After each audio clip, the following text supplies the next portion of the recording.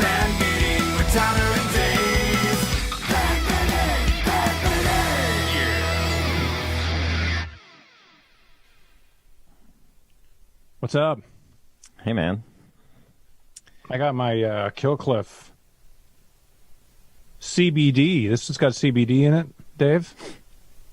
Oh, yeah, I used all my CBD ones. I chugged them. I shotgunned 8 of them back to back to see if I'd get, the effects of one glass of wine. See if I'd get as buzzed as I get off one glass of wine, and it worked. I got some CBD gummies the other day at something I went to, and someone was like, "Hey, you want some?" They're like, "Oh, wait, no, you're driving." And I'm like, What's the deal? Is there an effect or not? Oh, it's like having a glass of wine. Oh, so you do feel an effect? No. Just feel... is there an effect or not? Well, let me ask you this. Do you want there to be an effect? Yes. Yeah, it's called a placebo effect. It's like a glass of wine. I mean, I do feel the effects of Killcliff and the $20,000 they're paying me to show this in our podcast. No, they're not. Well, let's talk off the air about how I'm not getting any money. What the hell? Let's bring on our guest. Let's do it. I was thinking this morning, Dave, that I first heard of our guest because I heard her on featured on a song.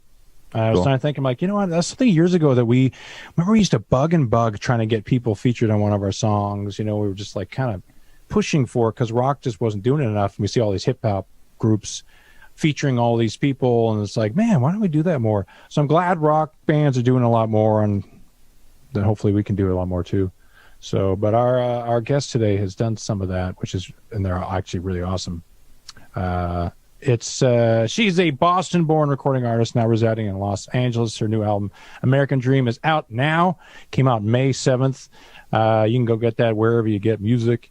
And here she is. Welcome, our guest, Diamante. Yes. What's up, guys? Hello. Hey. I'm doing good. Thank you guys so much for having me. This is awesome. Yeah, hey, thanks for coming on. Yeah, this is really cool that you guys are doing a podcast. I feel like I need to get on the podcast train because everyone's got a cool podcast right now. Well, that's what you got to do. If you don't have a podcast, then what are you doing the other 23 and a half hours a day? I'm not sure because I'm bored. You can't tour. Right. When you aren't able to tour, what can you do with your buddies? Yeah. You can just sit here and talk about jack shit. We were talking before we started this. The three of us were talking about what were we talking about? Russia. We're talking about buying drugs in Russia. I still laugh about it, but probably not the most heat score of the times, to tell you the truth. But yeah, I remember some other ones. You were talking to our guitar tech Bobo, and talking about excess joints that just get left and taped up in random hotel rooms across the country. So they're out there now. When I get to a hotel room, first thing I do is look in the where the blinds are and stuff, and the curtains. There's nothing up there. Lame. Well, we know where the one is hidden in St. Petersburg in Russia. We have our Bobo, our old guitar tech. My old guitar tech has pictures, and he even remembered the room number. So if we stay there again, it's probably crusty, dried, and the KGB will be waiting for you. So sounds fun. I'm ready to go back. So but enough about that. Just came out. Yeah, your record just came out, right? Yes. Yes. Congratulations. Thank 2 you. weeks ago, 3. Are you going to be touring now? Yeah. Hopefully. I mean, the whole idea now is fingers crossed, right? Even if you book a cool show or a cool festival, it's always well, maybe. Who knows if it's really going to go down anymore. If this last year has taught me anything, it's that nothing is guaranteed. Don't count on anything to happen. Just roll with the punches. It's a good lesson for music anyways, because that's isn't that what we do for a living? We have no idea what's going to happen.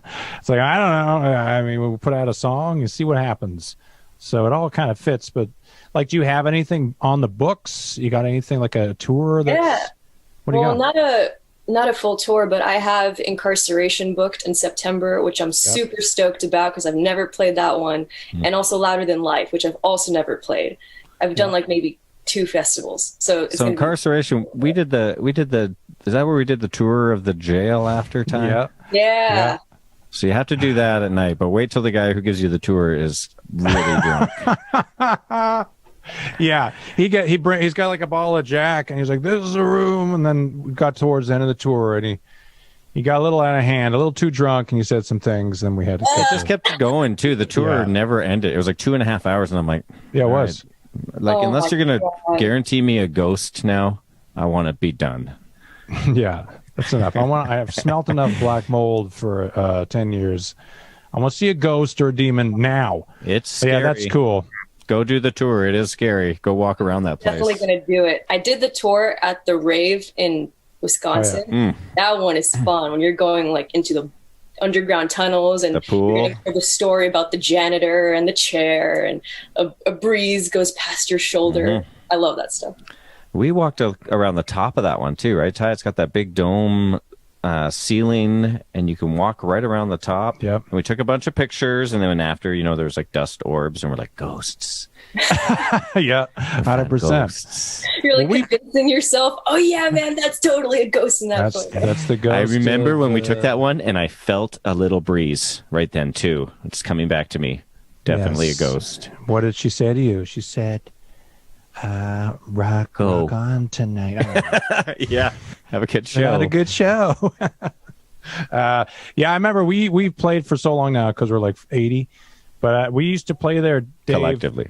Yeah, back before like any of that stuff was open. Remember, we had to like climb into the false ceiling and climb over to go into the other side because it was all locked and it was pitch black, and we like had flashlights, and then they opened it all up. The swimming pool was full of up. stuff, like chairs and stuff like that. Whoa. At one point, it was just packed with stuff, like overloaded. At one point, it was like had 2 feet of water in the bottom, I remember as well. It's been some weird stuff happening there. It seems like nothing should happen in that place, but stuff's happening, so definitely ghosts. Yeah. Are you a believer? Do you believe in ghosts? See, Ty and I, we like to talk about goofy stuff like ghosts and Bigfoot, so I'm a believer in everything, so... Where do you stand? I think places definitely have energies and history. So, I mean, that can be considered ghosts. And that place especially, I would not walk alone in that venue. I always had to have someone walk with me at all times because I was super freaked out. You do that thing where you take like the last 3 steps so much faster. Yeah. What's that venue in New York, Dave? Remember that theater where some girl hung herself? And then we went in those tunnels. Remember, they said there was some old guy that died there. That he would walk past you and you'd brush past you. Remember that? Remember that guy like put the flashlight up and then he would ask questions and the flashlight would like flicker. Oh yeah. Where were you? Remember that? Yep, I remember that. It was old theater or something. Yes. You said that already. How much Russian dope were you smoking? Well, it probably wasn't Russian. Oh, God. Hey, you know what we want to know? Because on our last podcast, we were talking about things we would like to do, and me and Dave both said go back to school, and you went back to school, and you graduated college, which I thought was amazing. So what's the deal with that? What did you study? I studied business, and I've been going to college ever since 2015. And the last 4 years of my life was like, do a semester, go on a tour. Do a semester, go on a tour. So I was taking a really long time to do school. And then obviously this last year or so, I thought, well, I can't go anywhere. I can't tour. So might as well go back full time. And then that's what I did. And I powered through. And then I graduated May 1st. And it took me 6 years, but I'm so glad that I did it. You graduated 1 week. Your record came out the next week. It's pretty cool. It was a cool week. And now you're a doctor, which is crazy. Yeah, now I got a PhD. I was looking at some astrology course or something like that, and it looked, I was totally, I was ready for it. Sign me up. I was like looking into it, and then all of a sudden it said it was equivalent to, and you would get college credit for it. And I was like, oh man, I'm not ready for this. Ready. As soon as I knew it was a college credit course, I was like, I can't do it. What was I thinking? Yeah, you had an anxiety attack. You're like, oh, I can't do it. It's too much pressure because now There's a I get deadline? credit. Yeah. Because all of a sudden you're going to be graduated from college and you're like, oh, man. So business, that's actually a really good thing to take, to be honest. Like, Yeah. And what's really cool is that this last year, because I was going to school full time and I was working on the album and I was getting ready to release this album, it was kind of like I was going to school for music business in real time. And everything that I learned in class, I would apply to releasing this album. And then every time I had a project or a paper, I always made it about the music business because it was something that I'm passionate about. So it made school fun. And I actually learned a lot. And because the professors couldn't challenge me because they weren't in the music business. So if I said something with enough conviction, they're like, okay, yeah, I guess she knows what she's saying. They're like, that's not true. They're like, oh, isn't it? Please welcome Howard Benson to the room. Hey, Howard, they said Howard this isn't comes true. in. And he's like, we I love got Howard. You must know Howard obviously pretty well now. You spent some time with Howard. We did 4 records with Howard Benson, I think. So let's make fun of him and get some dirt out of there on Howard. 100%. Did he wear sweatpants? Oh, yeah. And Philadelphia Eagles jerseys. All the time. Yeah. I love it. So from Actually- being from Boston, I mean, that's New England. Did he not like that do you like sports? I mean, I'm not like a huge sports fanatic, but I do have to represent Boston, so he would always make fun of me for that. But he takes his sports very seriously. So He does, but it's still like he loves like cycling. He loves he's waking up obsessed at with 5 a.m. to go on a 6-mile cycling adventure. I don't know how he does. Well, he does it with his super electric bike that I think does the climbs for him now, right? He's not going to like that. He's not going to like that. Yeah. I talked to him a little bit about that last time I saw him because I was like, how does this bike work? It just helps you up the hills a little bit. Yeah. I'm like, oh, man, that sounds really nice, actually. Yeah, the things are like 5Gs or something like that. I'm like, I'm still pedaling my bike by myself, dude. All of it. Yeah, we're doing it the old school way. No, Howard is awesome. This is my second album that I did with him. The first time with a label, this time without a label. So we didn't have to deal with, A&R or having to go through 10,000 people. It was really just him, me, Neil Sanderson from 3 Days Grace. We created this like trio team and created this album that was totally collaborative, and it was so much fun, so awesome. Howard, I always credit him as the one who really taught me how to sing with conviction, because I love whenever he pushed me in the vocal booth and tell me like, I didn't believe a single word that just came out of your mouth. Do that again. I love that because I love being pushed in that way. And then as far as songwriting goes, he was always the one that was telling me, you got to write that really painful, uncomfortable stuff because that's what's going to resonate at the end of the day. So, I mean, I read something you said maybe they taught you how to reach your vulnerability or something. It was some kind of comment like that. And the word vulnerability I love because it's for singers, which I am not. I really believe that what makes a great singer is the ability to become vulnerable in front of a large group of people. And that's really difficult for people to do. And I mean, to do it on a recording is also difficult because it's going to be time-stamped and imprinted forever. But I think it's really, it's a key. And Howard's smart. He knows that too. So great lesson from the great Howard Benson. shout out Howard Benson. And Neil too. We have a long history with Neil. We've known the 3 Days Grace guys forever as well. Done a ton of touring with him. So it's a good team. You got a good team. Yeah. And it's on, is it Judge and Jury Records? Is that what they're calling it? Yeah, so they actually formed their own record label, which was really cool. And now they're kind of, I guess maybe I was like the first artist they decided to try this out with. And now they have like a whole roster of artists that they're working with. So it's really cool.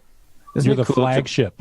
That's awesome. So, isn't it cool to be able to kind of make 2 records with the same teams, and then one is kind of in the industry standard with the label and this, and then this other opportunity to make a record and sort of having taken out this middleman.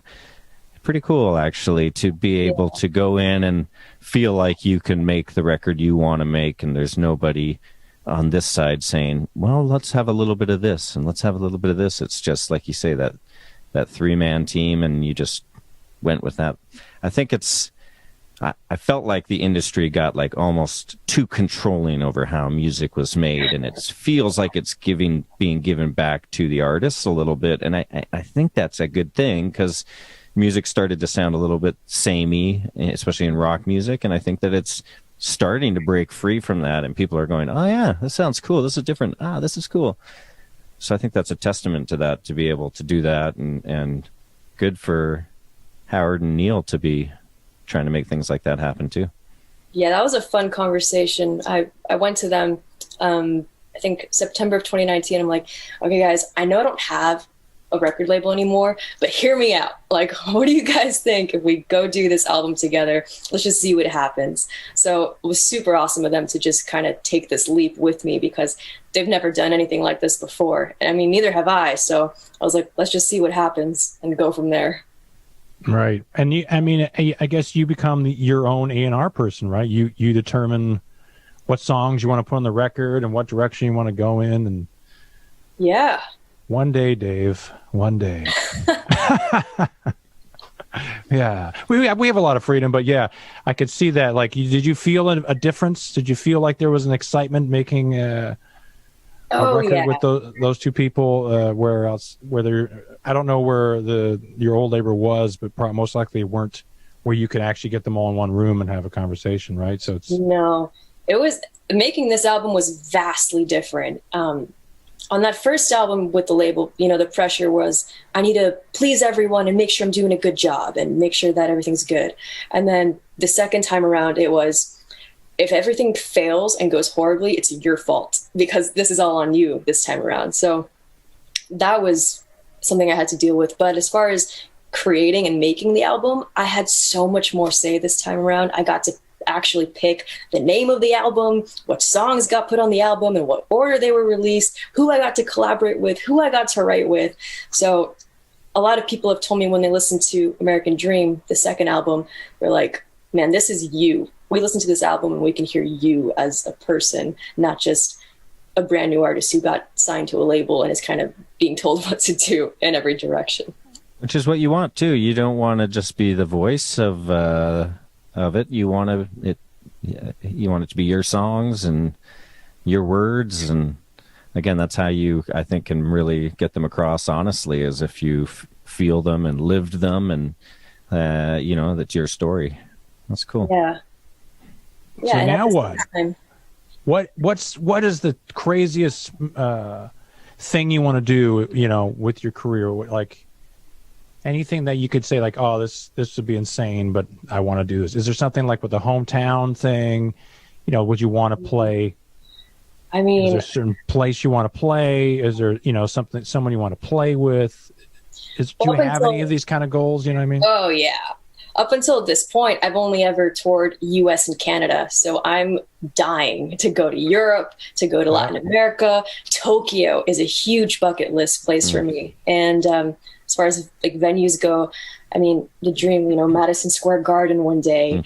I dream big, and every time I see like, the Grammy nominations every year, I'm like, oh man, one day. Every time I watch the Grammys, I'm like, maybe one day. So who knows? There's been a lot of stuff that's happened to me already, where at one point I was like, okay, one day, like getting to play Incarceration, to me that's like, whoa, or Louder Than Life. Because I would see the lineups get posted every year, and I'd think, oh my gosh, maybe one day that could be me. Yeah, cool. We did MSG with Motley Crue and Madison Square Garden. I swear, I remember in our dressing room just pressing my head against the bricks and being like, man, there's like a tiny bit of Led Zeppelin bouncing around in these bricks, tiny little bit reverberating. All the history. I love it. I love the historical feeling, like you're playing a place that someone else has played, being on a stage that someone else has graced. And you're like, man, we played at Prince's Club where Prince would play on, that stuff's, I love that stuff. Yeah. I mean, it never stops, right? And they just, once you fulfill that one, whether it's to have a number one single or release an album or something, then it's like it gets into like touring, gets into these venues like playing Wembley or playing Tokyo. We've still never been to South America. That we get a lot of fans that are like, when are you coming to Brazil? And we're like, I don't know. We'd love to go down to like, Rio and places. There's a big festival down there. And Yeah, Rock in Rio. Yeah. That'd be amazing. yeah. It would also be emotional for me because my mom's Mexican. I spent a lot of summers in Mexico. I have a lot of family there. So to be able to go play Mexico City would be such a cool thing to do and have like my family show up and friends that I grew up with in Mexico. That's good. That's an awesome one. Yeah. We family are in Vancouver and we played there so many freaking times now that now I think some of our family don't even show up. They're like, whatever. The idea of the home show now terrifies me. I'm like, man, I wonder if I can get away with a home show without telling anybody I'm coming. Yeah. We skip our hometown. How come you guys never play Vancouver? It's too stressful. Yeah. Guest list? shit. Too much guest list. So the good thing is my hometown is technically LA, and a lot of tours don't really happen in LA, so I lucked out on that one. Unless I go play like the Viper Room or those cool Sunset Strip little venues for fun because they have so much history and they're so legendary. Is that happening yet? I mean, do you go to some of those things? Have you ever been to some of those jam nights? Yeah. The Viper Room has it once a week. I can't remember the guy's name that puts those on. And then there's one at the one at the bowling alley. Oh yeah, Lucky Strike. Lucky I Strike. actually played that one Halloween maybe 2 years ago. I dressed up as Joan Jett and I just covered Joan Jett songs because she's my idol and I love her. Nice. It's fun. It's fun to go to. Joan Jett's your idol. That's badass. The Lucky Strike, is that the restaurant that's right there, Jerry's? No. It's on No, Hollywood and Highland is that in that different bowling alley? shopping center. Yeah. No, yeah, Dave, you're thinking the one we went with Zach. No, yeah, the Hollywood and Highland. Yeah, they have like a jam night. And you know what? I've done the Lucky Strike one. I actually brought my dad. My dad played with me. That's pretty cool. But I've never done the Viper Room one. So who knows? Maybe we could go jam there one day. Got to get your dad back in town. Play guitar. I love to like be able to just play guitar or something. You can sing and I'll just stand in the back. Ty, why don't you do more jams? I only do jams with my dad. It's only father and son. My dad's like Darth Vader, and I'm Princess Leia. Your parents musical? Do you have musical parents? No, which is so funny. My mom, she jokes that she's completely tone deaf, and she is, and we love her for it. My dad, he's Italian, so he's got like this very loud, booming voice, and he has this strong presence, but he doesn't have any musical abilities. The only, I guess, maybe musical person in my family is my grandfather, who passed a couple years ago, but he was obsessed with classical piano and classical music, and he could tell you, listening to 20 seconds of a song or even less, like this is this section of this symphony by this composer, and he knew it all. So I think cool. it came from him. I really do. Yeah. So that's pretty cool. So a lot of stuff. Was he able to hear any of the stuff you did before he passed? Like No, because I was so little. I was like maybe 8, 9 years old. Okay. But it's funny too, because my younger sister also sings, so we don't really know where it comes from. You got strong culinary personalities in your background with the Italian and the Mexican. Yeah. Who wins in the kitchen? Your mom or your dad? Like who's cooking? My dad, hands down. He's actually an incredible chef, and he opened up a restaurant in Mexico not too long ago. That's his thing. So I grew up very lucky that I was able to have his cooking every night for dinner. Like what? What are some dishes? Italian? Oh, Mexican? Yeah. Both? I mean, now that he's lived in Mexico for a while, he's learned some Mexican dishes, but growing up it was like pastas and steak and, chicken and all these amazing Italian foods. And he's the one who's like, you never put chicken in pasta, which is so popular here in America. So it's funny how Italian food in Italy is vastly different from Italian food here in America.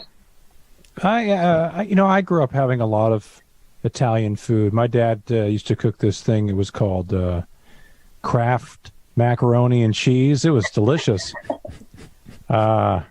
He said it was a recipe now.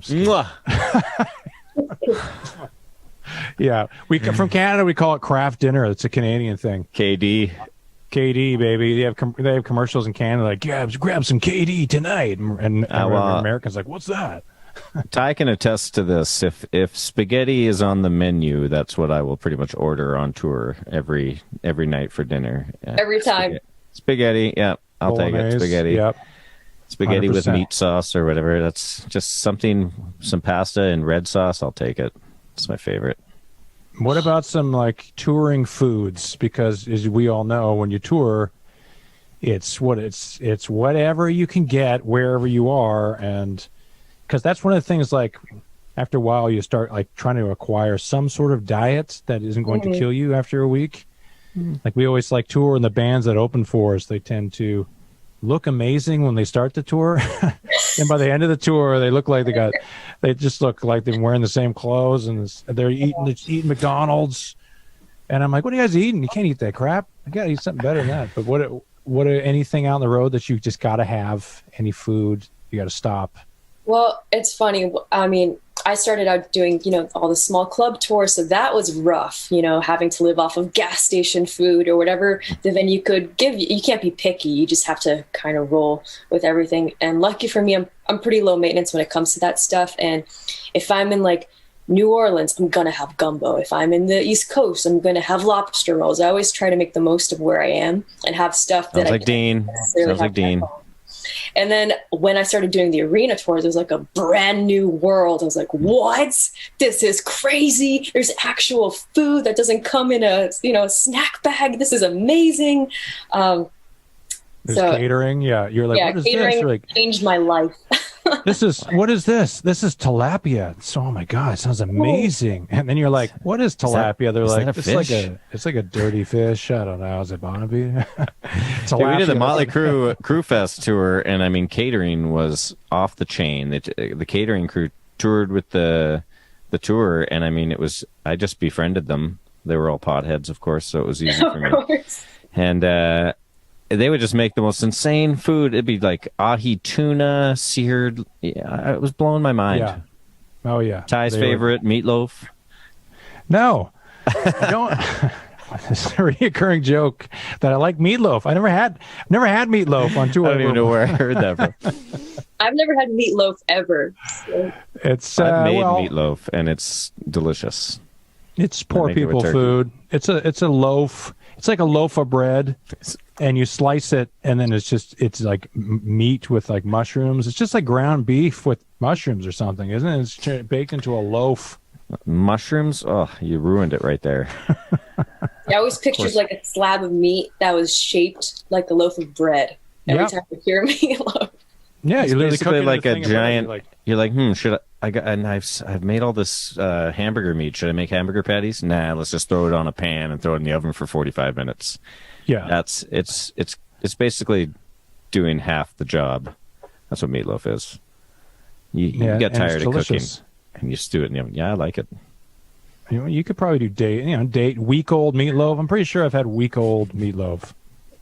This is great. This conversation is just getting into meatloaf. What did you guys talk about on the podcast?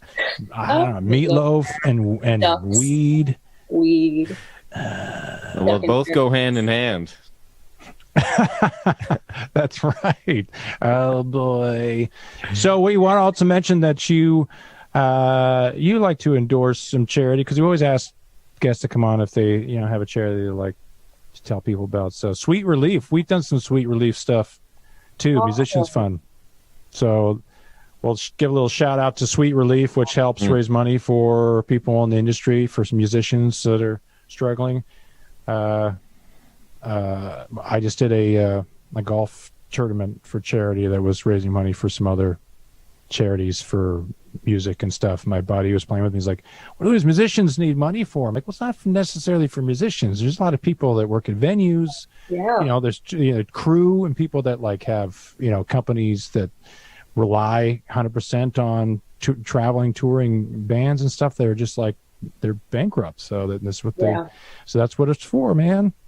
Yeah, it was really rough seeing all my peers having to deal with that, especially this last year, and my own crew and all the crew members I've met along the way. And so I did 2 live streams, like live stream concerts in 2020, and I donated a proceed of the ticket sales to Sweet Relief because I totally believe in that cause. And I know we're all feeling it, but they are feeling it especially. So I love what Sweet Relief does for them and for musicians too. Awesome. Yeah, definitely check that out. And yeah, we're excited to see all of our road family again. I know. It's going to be so good. We're just looking forward to all those shows. Awesome. So cross your fingers, right? Oh, fingers crossed. So maybe next time we'll see you, we'll be in person and we'll be playing some shows Yes, together on a 100% festival. That would be will be. awesome. That would be so cool. Well, thanks 100%. so much for coming on our little podcast. Check out Diamante's new record, American Dream, plus her other songs she's got out. I love the song Irish you did with Breaking Ben. So good, by the way. Thank you. I want to cover your guys' cover somehow. So Are you going to sing both parts? I'll do both parts. It'll suck, but I'll give it my best. Yeah, so thank you so much, and we'll see you real soon. All right. Thank you guys so much for having me. This was awesome, and I'll see you soon. All right. Take care. Bye. Bye. Awesome. That was awesome. Yeah. Fantastic. You're gonna have to go to one of those jams now. Get out at the Lucky Strike, and get up on stage, play some songs. I know. You know what's weird is that's like literally, she's like, Tyler, what scares you the most? Is it performing in front of like a sold out crowd somewhere or a festival somewhere? I was like, no, I don't get nervous. What about playing like acoustic guitar in front of a bunch of other musicians at a jam? Yeah, that's it. Yeah. Mm-hmm. Can't do it. Pulling out. Performing in front of one of your peers. That's right. No, That's can't it. do it. I'm out. So stupid.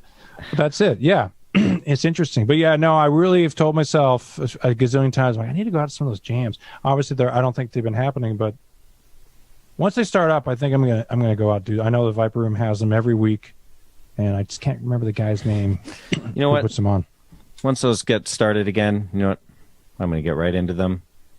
Let's do this here. Make a sticky note. All right. Yep. Okay. Yep. I'll definitely be at the jams. Call them BS. See what happens. Oh shit! I'd love to, Dave, but we got to go on tour. We're hitting the road.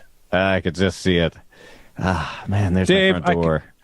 I can tell that you're itching to talk about it. So why don't we, before we go, you talk about your freaking fight punching bag thing?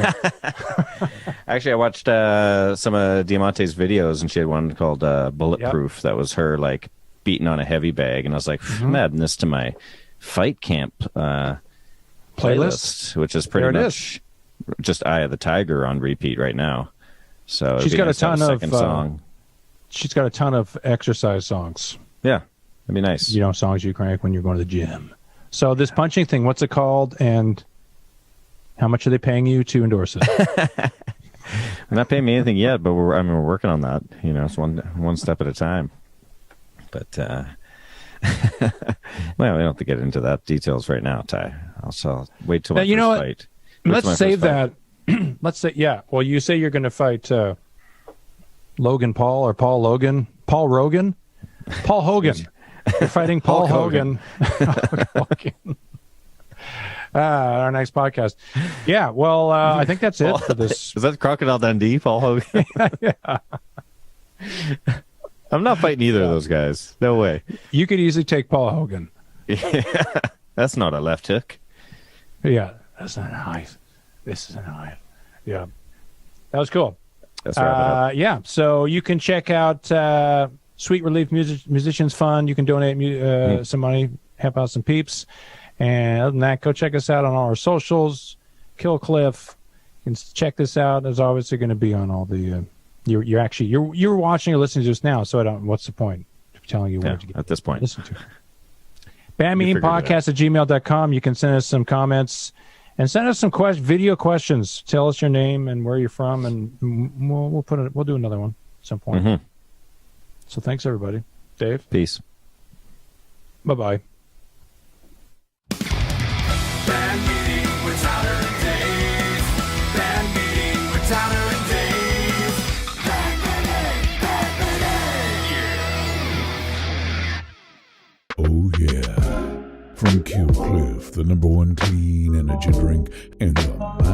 of Joe Rogan. Comes the Flamin' Joe. Sugar-free, B vitamins, electrolytes, all them good drink things. An epic spicy pineapple fusion from out of this world, straight into your drink hole. Only